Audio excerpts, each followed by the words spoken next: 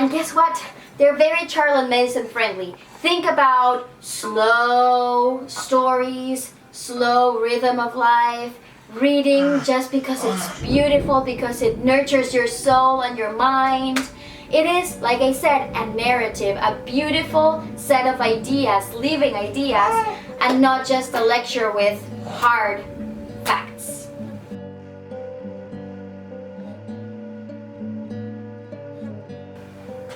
Hi there, my name is Ignacia and I am the creator of the Little Way Academy. Today I'm going to talk about and show you my favorite living books for preschoolers, and I hope this helps you create and curate your own book basket for this upcoming school year, or even for the summer, or for whatever you are looking books for. Just a little side note, if you hear weird noises or you see the camera moving a little bit, that's because I have my youngest daughter in here with me, and since she refused to go to bed, she's just in here with me while I'm filming, so let's just go with it. If you are new to living books, let me tell you what they are. Living books are books that are filled with beautiful narratives, no lectures, in the shape of or in the form of stories, fables, poems, rhymes, anything that really tells a story or that it's filled with beautiful words. They are known for not having any twaddle, which just means kids' language, that it's not really like real words. And the language that they use, it's rich but accessible. It's not super academical, like I said, it's not a lecture, but at the same time it's beautiful and rich. They are also short stories, which is perfect to read a little at a time and then even have time to talk about it and ask questions, or just work a little bit more in what we can get out of these books. Talk about moral lessons that we can learn from there, talk about what the characters are, maybe we can do some comprehension, and these questions will help your child keep their minds in the story and not just wander around. And guess what? They're very child and medicine friendly. Think about slow stories, slow rhythm of life, reading just because it's beautiful, because it nurtures your soul and your mind. It is, like I said, a narrative, a beautiful set of ideas, living ideas, and not just a lecture with hard facts. And you want to know the best of all? Is that it aligns perfectly with our Catholic faith. Even if the books are not Catholic per se, most of them, because they're living books, have this Christian Judeo morality character behind them, and so it's perfect. It aligns perfectly with us. So let's dive in with some of my favorite ones, and then I'll show you a few of my kids' favorite ones. Let's start with All of God's Creatures. It has short stories that are faith-filled and they're gentle and perfect for little saints to listen to. I don't know if you can hear this, but we have a terrible thunderstorm outside, and then my little one is just banging all their kitchen things, so I am sorry about all this noise, but let's keep moving.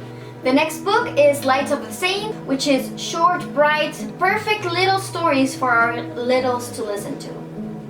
And then we have the Catholic Treasure Box series, of course. It comes with bite-sized activities, rhymes, stories, and it's perfect for little ones. Now, for springtime, or honestly any season of the year, there is the Year at Maple Hill Farm, which obviously, goodness gracious. Now, for some classic stories, I really like the Aesop. I really like Aesop's fables because they have timeless stories with moral lessons in them. There's also the complete tales of Beatrix Potter. And I like these because they have, all the actions have consequences, even though they're like super gentle. It still teaches kids that everything they do has a consequence. And then my personal favorite. I used to love this book when I was little.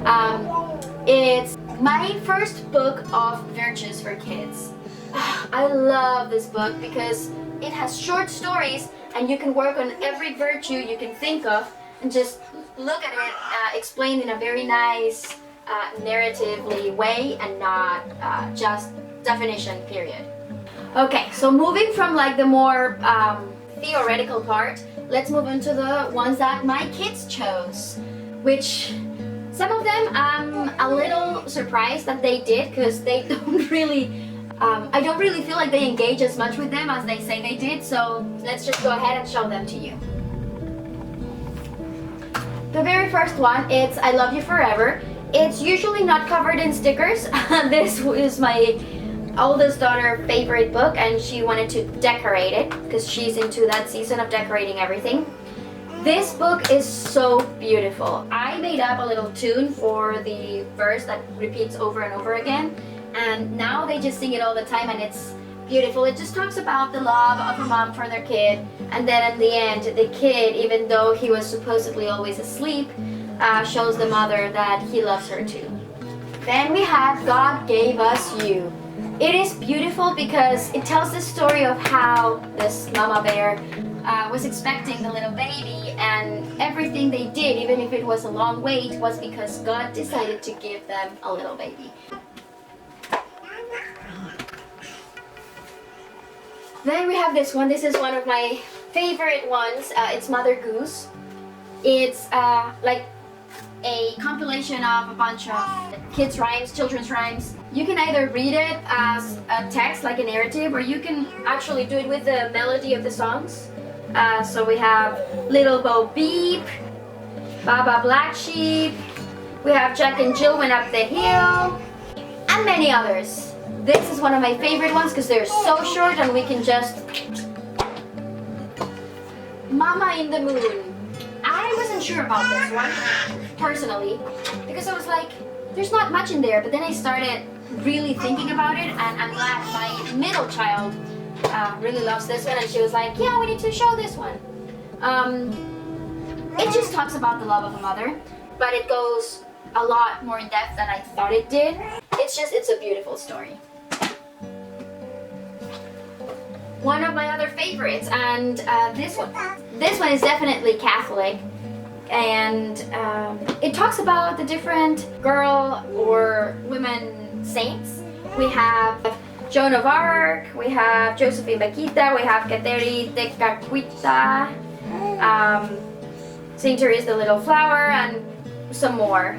And it's beautifully, what do you call this? It's beautifully illustrated, and so it's wonderful for them to learn about these powerful women that are now considered saints. Finally, I'm only going to end up with this one because the rest are just Bibles, because obviously you can read the Bible, and if it's illustrated, even better. And then this book, I chose this one actually. It's a chapter book. The writing, it's pretty big. The font is pretty big, and it's illustrated beautifully. And this is the chapter book I'm reading to the girls at night.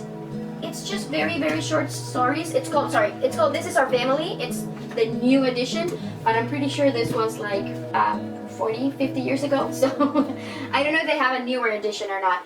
I really like this book. It's just short stories that teach about a moral life, that teach about the importance of being a good person towards your family, towards your friends, towards people that are not your friend, the value of doing chores, and I don't know, a lot of things. I really like this one. I highly recommend this one. Remember that repetition is okay at this age. They really truly want to hear the same story over and over because it gives them a sense of confidence, a sense of control, and a sense of like, okay, I trust this because I know what's gonna happen. And it just, again, one book read 30 times counts as 30 books read. So yeah, obviously, keep offering different books. So yeah. If you're building your homeschool book basket, I hope this video was helpful to you in choosing living books that are good to nurture your child's souls and mind. I would love for you to tell me what your favorite living books are, so please leave a comment in the comment section. And don't forget to like and subscribe to my channel so that you can receive notifications every time I upload a new video on homeschooling. Let's keep raising little saints one little way at a time. Bye. See you soon.